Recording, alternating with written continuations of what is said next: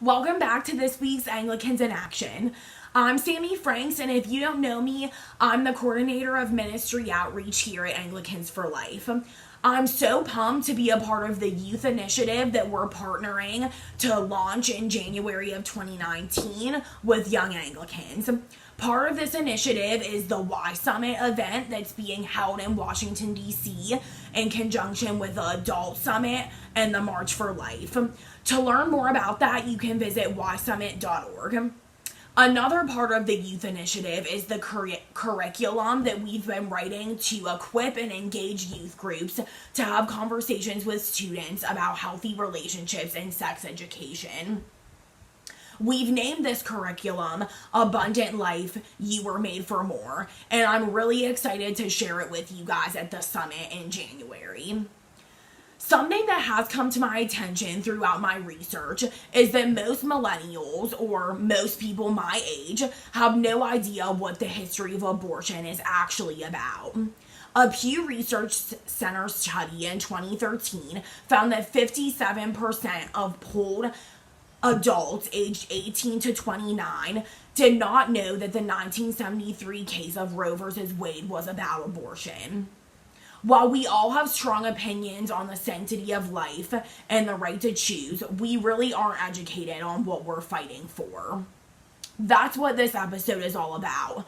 We're going to take a minute to review the history of abortion in the United States. So gear up for a history lesson. Here we go. Until about 1880, abortions were allowed under common law and widely practiced in the United States.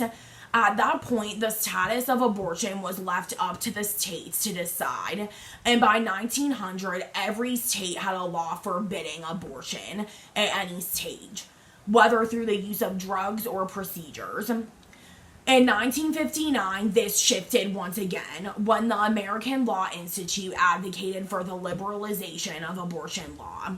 They suggested that the law should make exceptions for women who were raped, whose fetuses were deformed, or whose mental or physical health was at stake by the baby. In the late 1960s, a feminist movement began to argue that women could not be full citizens of the United States until they had the ability to control their reproduction completely. Together, these shifts pushed state legislatures to reform their abortion laws. It was here that the anti-abortion movement, or the pro-life movement as we know it now, was born. Roe v. Wade was a radical Supreme Court case. It was a turning point in our country. Remember, before this point, abortion was illegal in most states in the United States. Here's the background on the case that changed everything.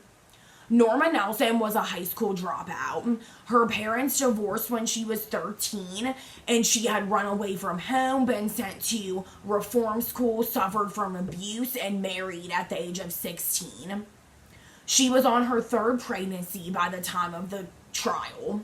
She initially said that the pregnancy was due to a rape, but later she renounced that statement, saying that she had made it up in order to make the case stronger for an abortion.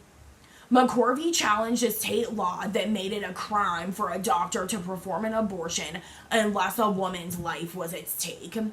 To protect her privacy, McCorvey is listed as Jane Roe in all of the court documents. By the end of the trial, Roe v. Wade legalized abortion in all 50 states. It opened the door for 60 million abortions that have occurred since then. Today, the U.S. is one of only 7 countries in the world that permits elective abortions past 20 weeks. The case, along with others around the same time, forced states to allow abortions for almost any reason up to birth. The decisions took away states' rights to regulate abortions and protect unborn babies. More recent Supreme Court rulings have allowed the modest abortion regulations and restrictions, but abortions remain widely unregulated in the first and second trimesters of pregnancy. In 1995, McCorvey did become a Christian, and she started advocating for the sanctity of life at all stages, saying that she deeply regretted the damage that her case initiated in our country.